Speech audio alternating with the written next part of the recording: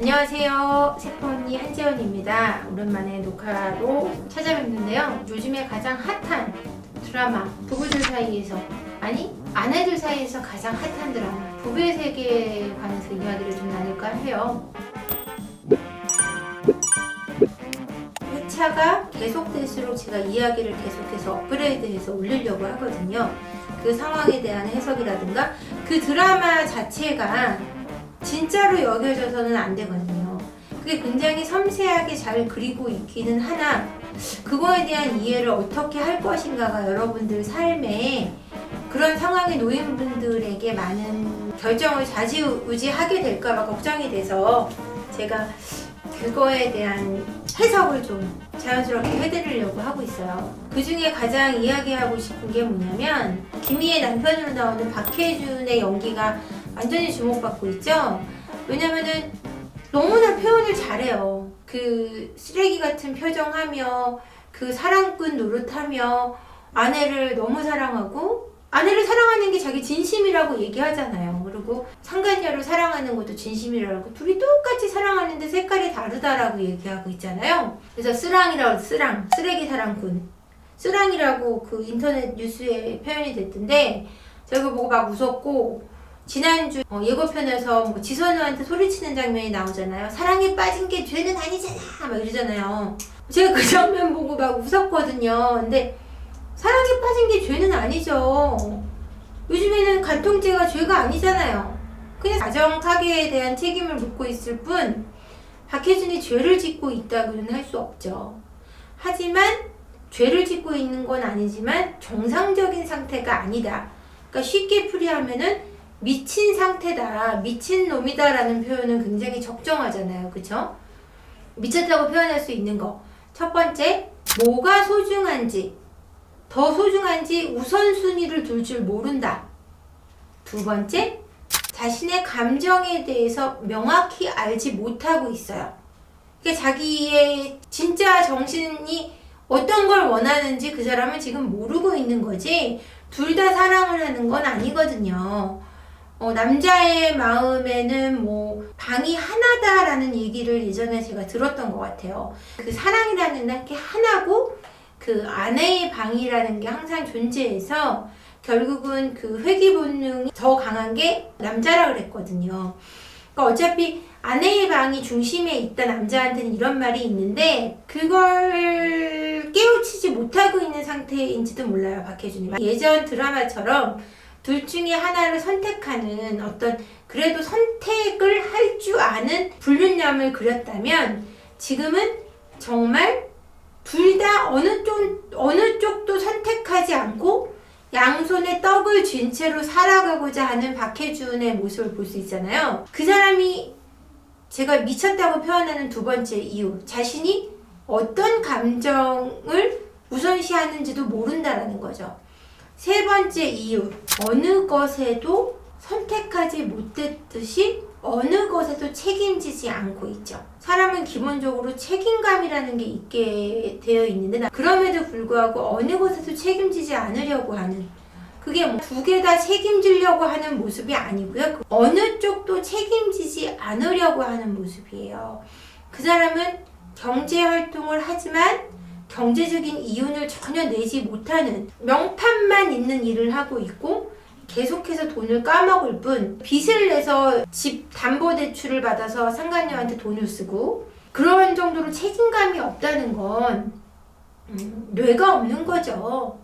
제가 드라마를 보면서 이제 추측해보건데 그 드라마 스토리상 보면은 아버지가 책임감 없이 버리고 나간 집안의 아들이에요.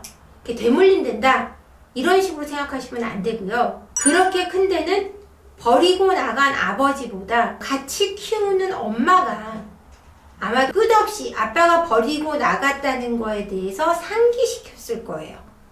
네 애비가 생이별을 시켰다.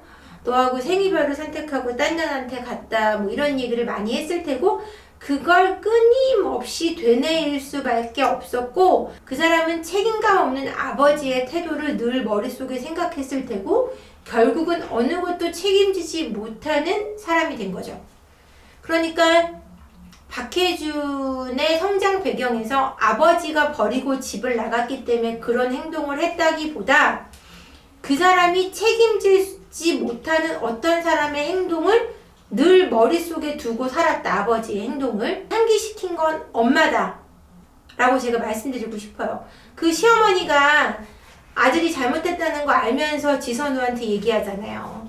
네가 그렇게 바늘구멍 하나 들어가지 못할 만큼 그렇게 냉정하지 않았다면 우리 아들은 절대 딴짓했을 애가 아니다. 그러니까 잘못은 네가 했다. 너 같은 애랑 살아서 내 아들이 숨도 못 쉬고 살았다. 그런 말도 안 되는 얘기를 하시잖아요. 그러니까 아들의 잘못된 행동이 자신의 양육 방식이나 그 버리고 나간 아버지한테서 온 그런 환경 속에서 아이가 무책임해진 거에 대한 생각을 하지 않고 며느리하고 결혼해서부터가 잘못됐다고 생각하잖아요. 그럴 수가 없는 게 20살이 되면 성인이잖아요. 심리적인 인성적인 면은 20살이 돼서 굳어지면 그 이후로는 변하기 힘들어져요. 20살이 되면 심리학적으로 굳어져서 그 이상은 변화되기가 되게 힘들어지기 때문에 박해준이 그렇게 무책임하고 의무감에 대해서 생각하지 못하는 그런 불분명한 미친 인간이 되기까지 형성된 건 20살까지지 지선우와 결혼한 상태부터 생긴 게 아니거든요. 물론 뭐 부부간의 사이에서 문제가 생기는 수도 있어요. 그 전에 있었던 양육 방식과 성장 배경이 다른 사람들이 만나서 그것이 어떻게 부딪히고 어떻게 어긋나지는가에 따라서 서로 간에 어떤 무책임한 행동을 하는 일이 없다고는 할 수는 없어요. 그게 주된 건 아닐 뿐이지. 하지만 지선우가 남편한테 쏟은 정성과 사랑과 아이를 키워오고 가정생활에 충실하고 시어머니께 한 행동을 볼 때 남편이 바늘 하나 못 들어가는 완벽한 기미의 성격 때문에 바람이 났다고는 할 수 없는 거죠. 박해준의 문제는 일단 어머님의 그 편파적인 양육 방식, 아마도 아버지를 끝없이 욕했을 엄마의 삶 속에 녹아있는 그 상처로 그렇게 어느 것도 책임지지 않는 사람에 대한 생각으로 통해 결국은 그 사람을 닮아버리게 되는 거죠. 잘 생각하셔야 되는 게 집을 버리고 나간 아빠 탓이 아니고요. 그거에 대해서 계속 상기시킨 엄마의 잘못이 더 크다는 거예요. 그러니까 제 이 말에 대해서 되게 화를 내시는 분들이 많은데 저는 그냥 진실을 말씀드리는 거예요. 옆에 있는 양육자가 자녀들한테는 가장 중요해요. 그게 빈자리를 만들 때 문제가 생기는 건데 아빠가 나갔다고 해서 아빠의 빈자리를 채워줄 수 없다? 이런 게 아니고요. 그럼 엄마로서 할 수 있는 최선이 무엇인지, 아니면 엄마가 집을 나갔기 때문에 엄마의 빈자리를 채울 수 있는 건 없다. 그게 아니고요. 아빠로서 할 수 있는 것을 더 해보는 거죠.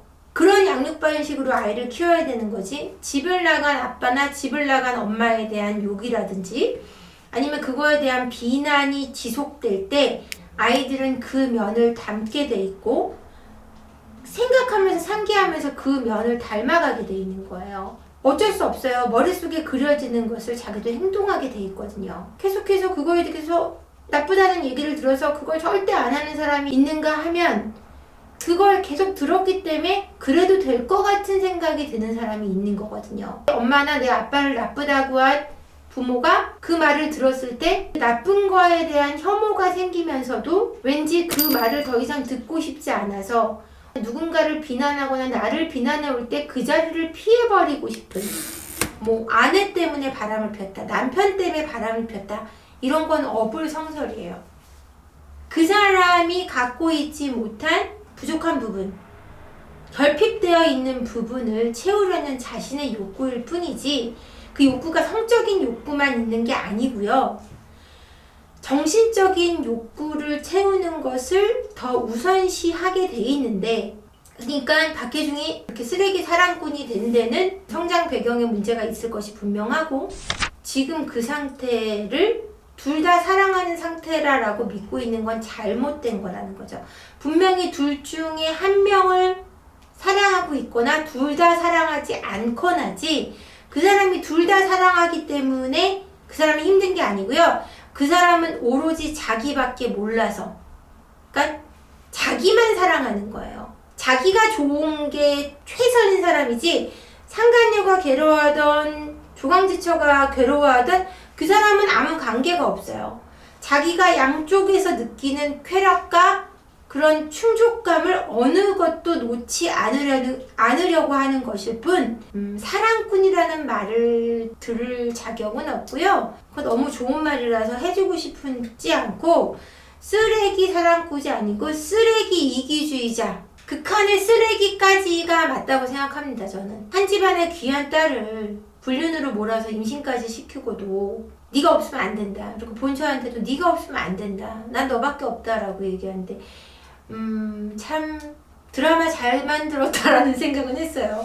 저런 장면을 작가가 만들었다는 것 자체가 너무 사실적으로 잘 그린 것 같고, 제가 바람피는 가정을 많이 상담을 하지만 정말 문제 중에 가장 큰 문제가 되는 상태의 남자거든요.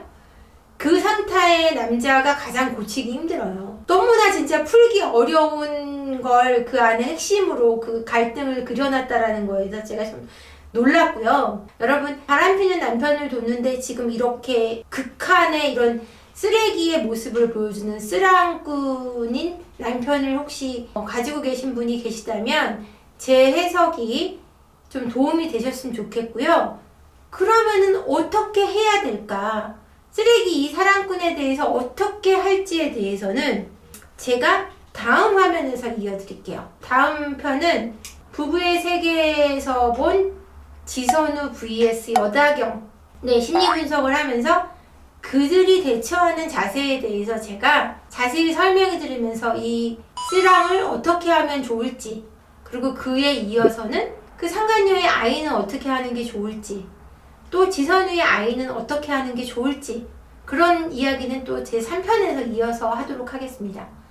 여러분, 일단 부부의 세계 재밌게 보시고요. 저도 너무 재밌게 보고 있어서 저렇게 둘 다 사랑한다고 생각하는 저 미친 인간인 상태가 가장 힘들다는 거, 어떤 경우든 이 경우가 가장 힘들다는 거 우선 말씀드리고요.